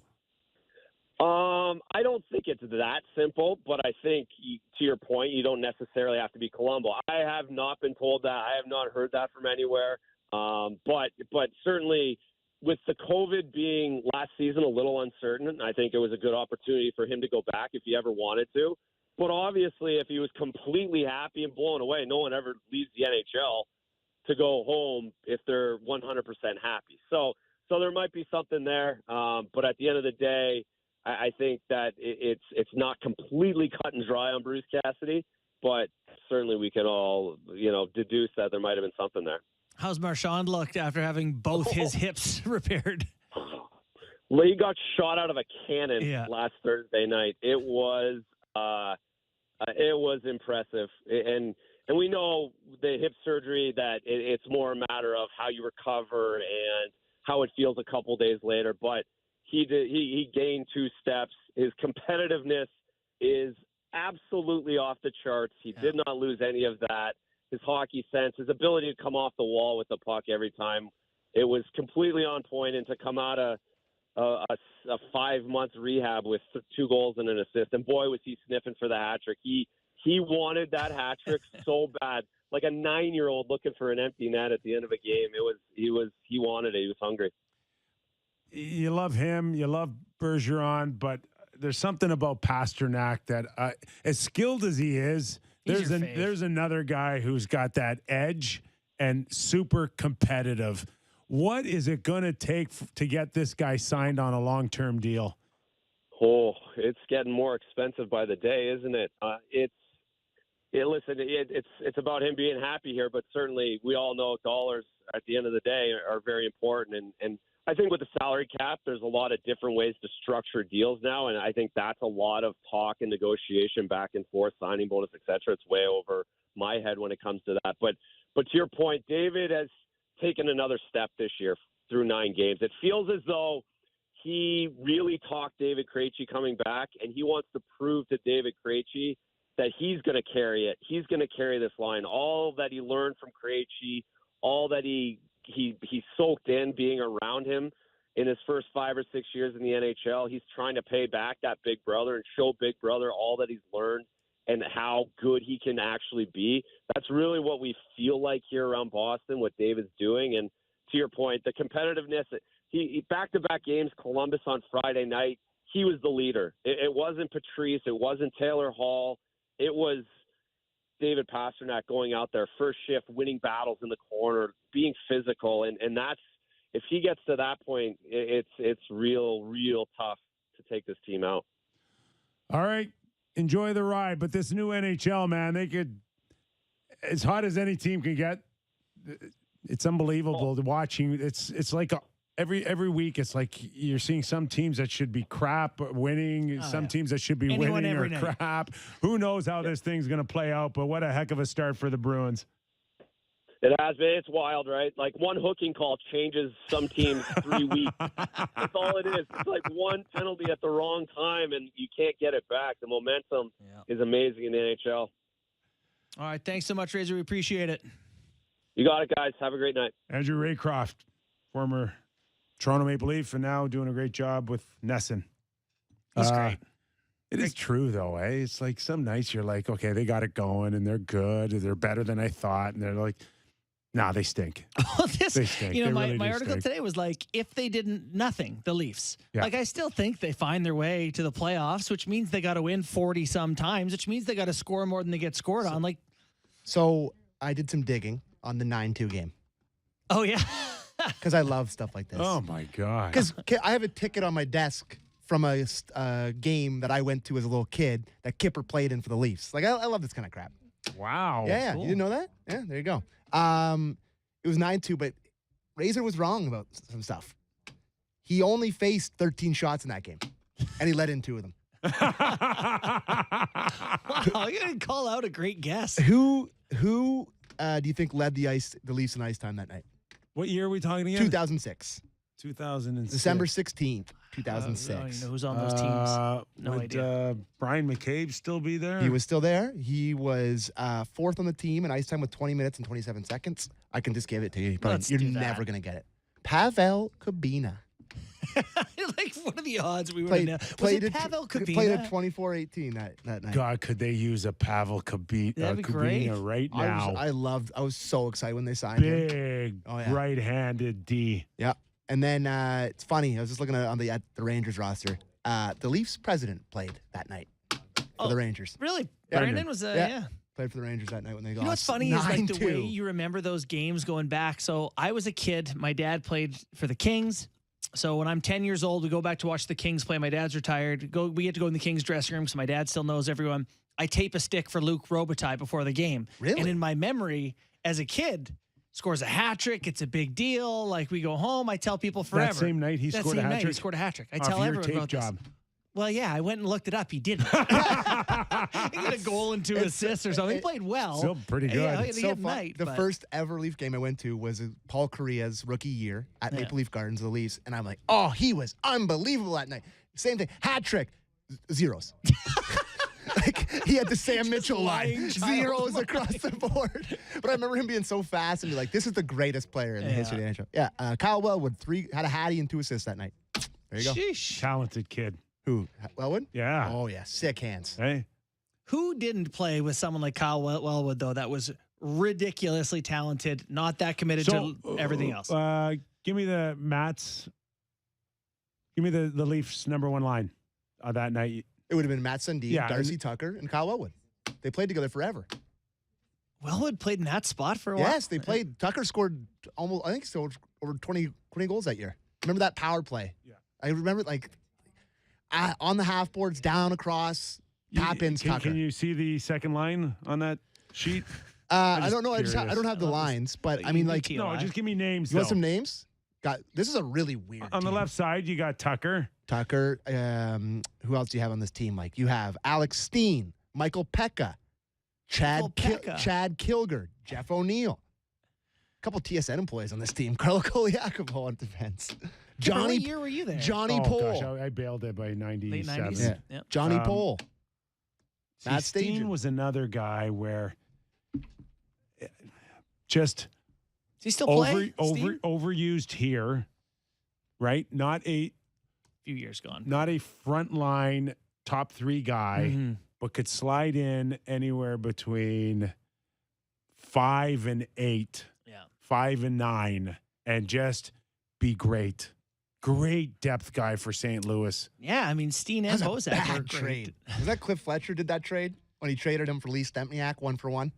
I don't know. Lee Stempniak got traded for I think everyone. Carlo was in that deal.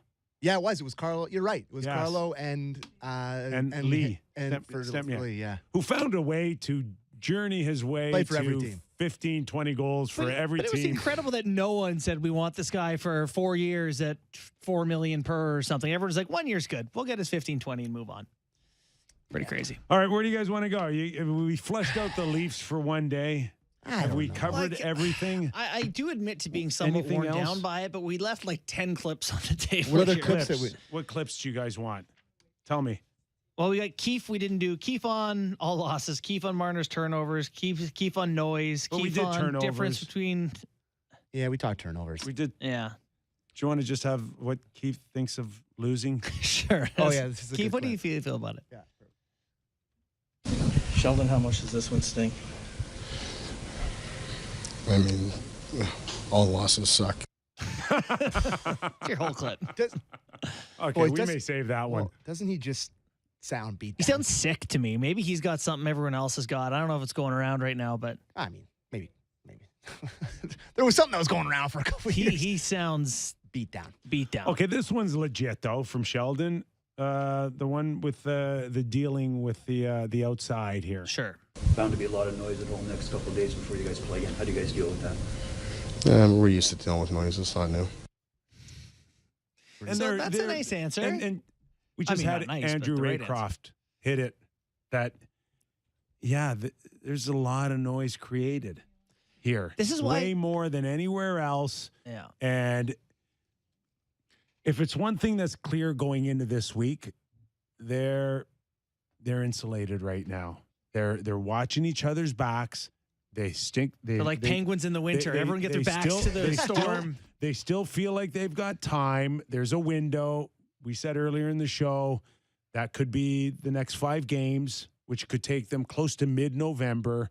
By then, you should have a real good idea. But listen, they're a tight group. They've been a tight group from the moment Brendan Shanahan introduced Kyle Dubas as general manager. And just, again, he had Mike Babcock, but Kyle Dubas, it was pretty clear in that press conference, if you go back and listen to it, one of the first people that he thanks or helped him get there was Sheldon. Mm-hmm. They're tight. Oh, they're tight. They're tight. You can't blame them for. You can't blame them for feeling like No, we're going to protect each other from here. I get, you know what? I think you're making a good point that I could see them being like, okay, it's us against everyone. Like, we have a chance to prove ourselves right here, and otherwise we're going down. It'd be really nice for them to do it. Do what? Prove us wrong. Oh, yeah. Okay. Because there's a lot of people in this city that are right for a Please long win. time. Please win. It could just start gaining some room to breathe with a solid win against Philadelphia Wednesday night. Yeah, how about a 4-1? That's what it was supposed to be against Anaheim. They go out and make it 3-1. They're the better team. Just finish the job. Philly's coached up. They're playing hard. Good goaltending. Like, it's not going to be an easy game. And It was beat up, interesting too. hearing Raycroft talk about Boston and how it's just like, yeah, it's not that Cassidy's not a good coach, but it was just someone new for them to sort of free them up a little bit. Well, their bar and their what do you want to call it? Lack of patience. Yeah, but it's a short. Cam Neely's got them on a short wick. Mm-hmm. They don't have the length. And Brendan has had what now 8 years? Has it been 8 years? Yeah, that's a long wick. One thing that I don't think we've touched on was the actual lineup construction on Sunday night. So one thing on Eric Källgren, which is, you're supposed to put this guy in a position to succeed. He was close, guys. Played pretty well. He played very well up until a certain point. Should he have played in that game? Here's my only reason I ask. He's an AHLer. He played fine. Yeah. How many shots did they give up to the Ducks? 35 shots? He just couldn't close it. Like that wraparound is not a great goal. No, but he was their best player in the second period. He kept them in it in the second period. Here's the thing: is this team? They're desperate for a win against Anaheim. Is Samsonov's in? Do they get it? Do they get that one extra save? Like, is signaling to the team that this is a weak opponent, so Källgren's going in? Was that the right decision? I don't know. I guess I just feel like when you show this team it's a weak opponent, they'd turn off. When I know that's bad. When you build this somewhat factory, and that's what Kyle's done. If you take a look at his staff and you look at the departments, he's built a factory. A gut instinct would have said, I really need the win. Yeah. Going home, we're going back to Samsonov. And it's early, but we got to have this one. We're going with, we're changing it up. We're going, he won't do that. He won't do that. He's sticking to He's going to stick logic. to the logic, the percentages, what he thinks, the analytics say, whatever the sleep doctor says. He's sticking with it. Mm-hmm. Which I think is the correct call. Like, they are tough after that loss. Listen, but you're going to play him on a back-to-back. You're 10 games into the season, and this guy's he's always hurt too. He's always hurt too. You're going to believe what you believe. And he also would probably sit there and go, you're playing the worst team in the league. They can't score. Yeah. They're 0 for 21 on the power play. They're -2 in the power play. Can we not win with Källgren? Yeah, I know. And then, we really didn't get into like the lineup at all. I got it wrong in the interview there. That the line was Robertson, Mulligan, and Willie as a center. Yeah. And I mean, Kyper was right saying maybe they should put him and try to bring it up.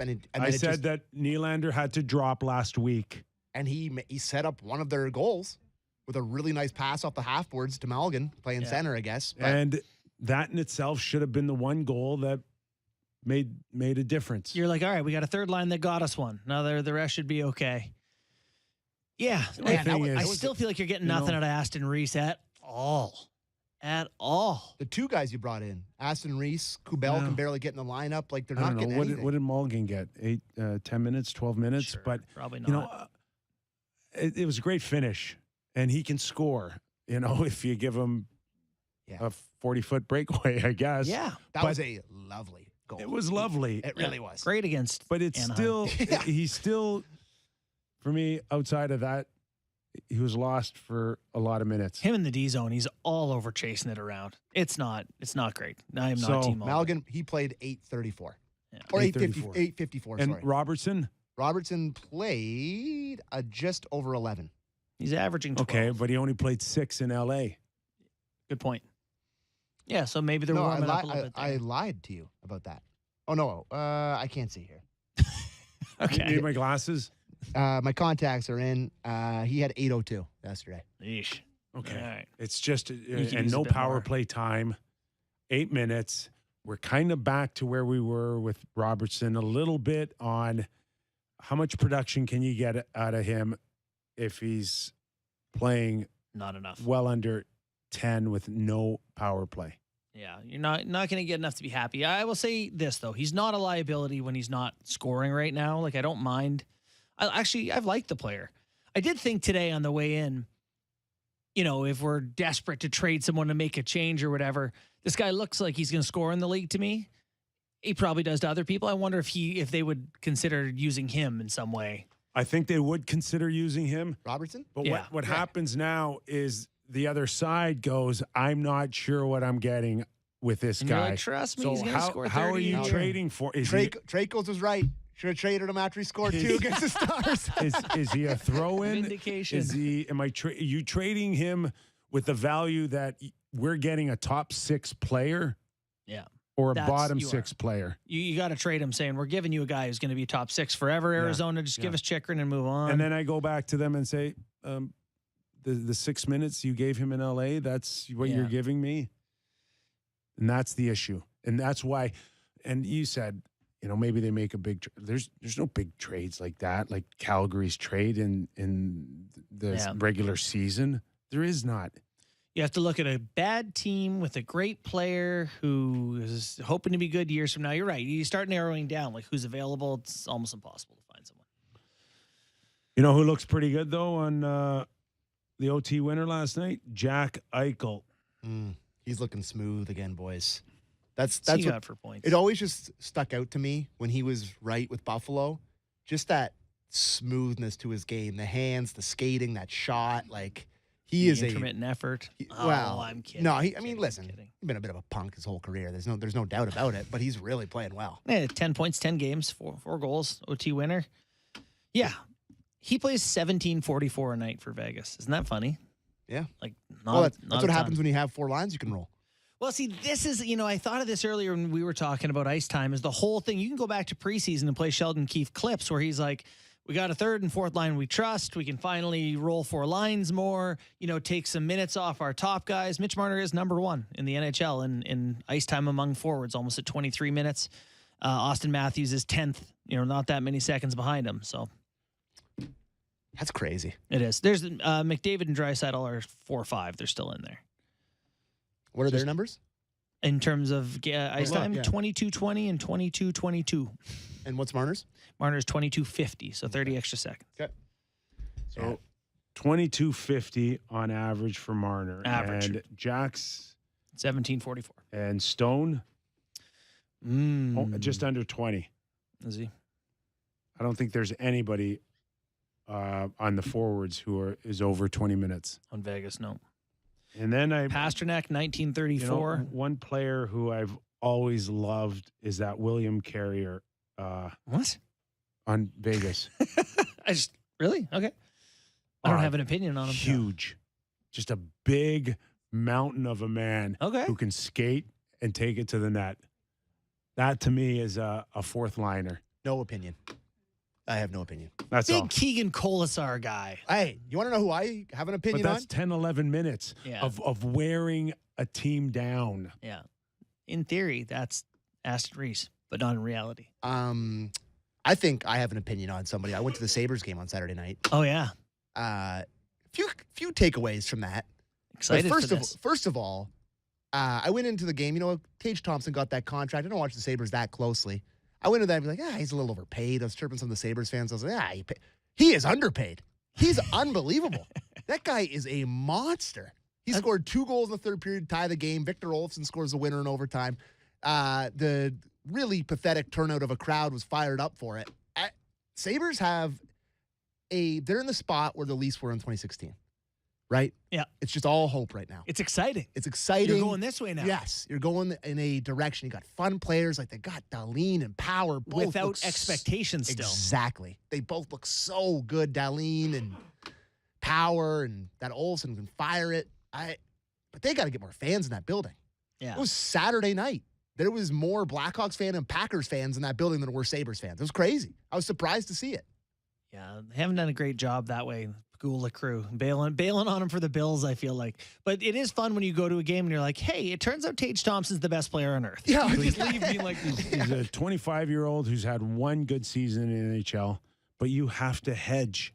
I'm sorry, Thompson's 25? Yeah. I'm surprised by that. Did not think he was that old. What's that? William Nylander's age? Am I wrong? I think he's been around. Tage Thompson age. That so reveals so 25. Now you go, okay. As of yesterday. Happy birthday. 25. Happy birthday. And I don't know. I hope he's a regular 35-goal scorer. You sure better be. But if he is, and maybe can squeeze out a career year every once in a while, then 7-1's a bargain. Mm-hmm. Yeah. That reminds, this is like, what's the cheapest deal right now on a great player? Dreisaitl's 8 whatever. What's Marchand make? Yeah, I think does he make like $750K a year? Marchand makes in Boston. Yeah, did he ever get big money? I forget. No, I think he's 6 wow. something. Hart Trophy votes all over the place. Has he got another year on his deal? We're gonna find out. Brad? Yeah. He makes 6.125 for this year, the next year, the following year. Wow. UFA in 2025, 26. Him and Michael Bunting are the same agent? See, it it wasn't even debatable for him to, when he was negotiating, to pass Patrice Bergeron. And no, I think Krejci too. I hate that. I hate the whole, you can't make more than this guy on your Krejci was team, actually the highest. But Boston was smart. They just put an internal salary cap. I don't think that's But then Charlie McAvoy blew it away. Pay me whatever you want. Yeah. What's he at, 9.5? 9.5, yeah. Yeah. You say, the times are different now. Things have changed. You pay the market rate. Mm-hmm. But even 9.5's a deal when he could have easily argued that I'm the next Drew Doughty. Well, he's gotten Norris votes. He is that guy. He throws his body, plays a ton. $9 million for that. No problem. Do that all day. Any thoughts on New Jersey in the Metro Division? The analytics start. boys are just... Fire Lindy Ruff. Well, I think I think our mutual thought is, hopefully the Devils aren't relevant, so we have to talk about them. It's so boring to me. I don't care. I don't know what it is about them. Maybe it's poor New Jersey. You know what it probably is? It's just the childhood hate from me.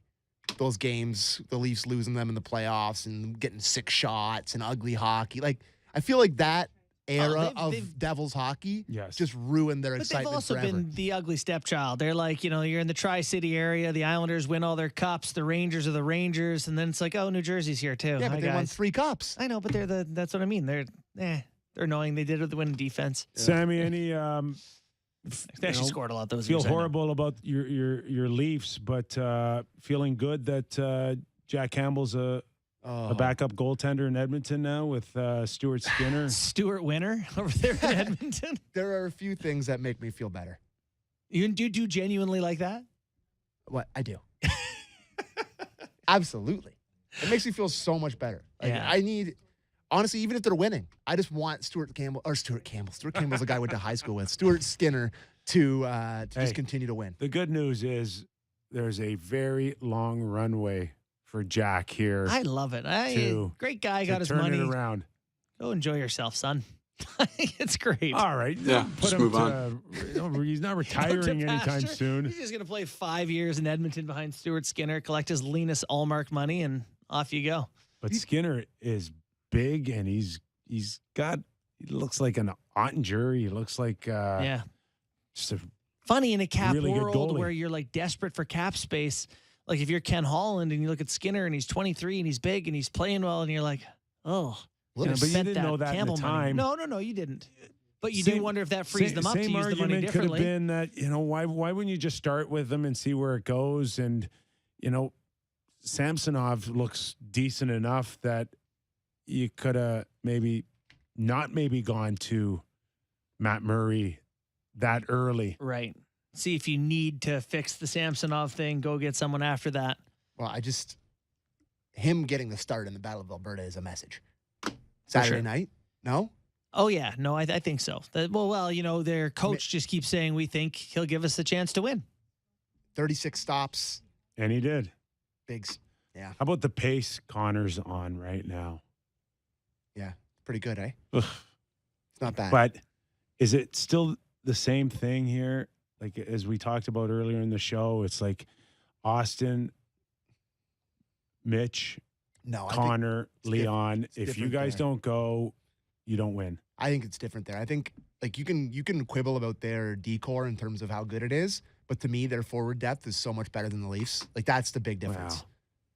A Marchand or an Evander Kane, pretty good thing to have for two superstars. And that's where Austin and Mitch go, okay, who's it going to be on my left side this week?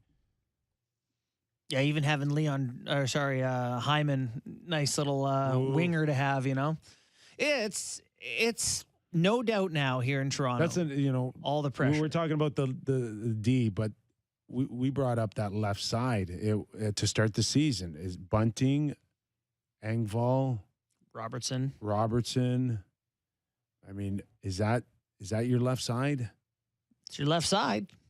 It is. It is in what's the most there. literal sense. Yeah. Yeah, the bottom six to me is desperately searching for an identity. They are throwing things at the wall to create one. I almost think that this Nylander centering a third line is the best thing for them right now. Get it sorted out from there. Split up Martin Matthews and Marner, by the way. Do it.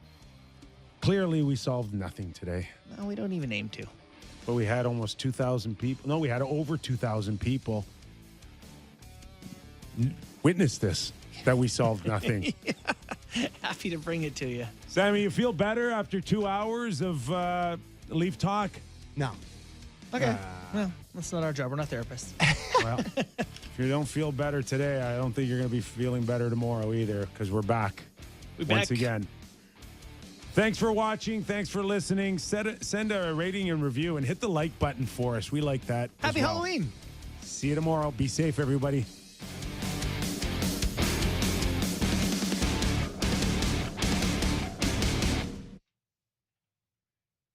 From the City News. Call that doing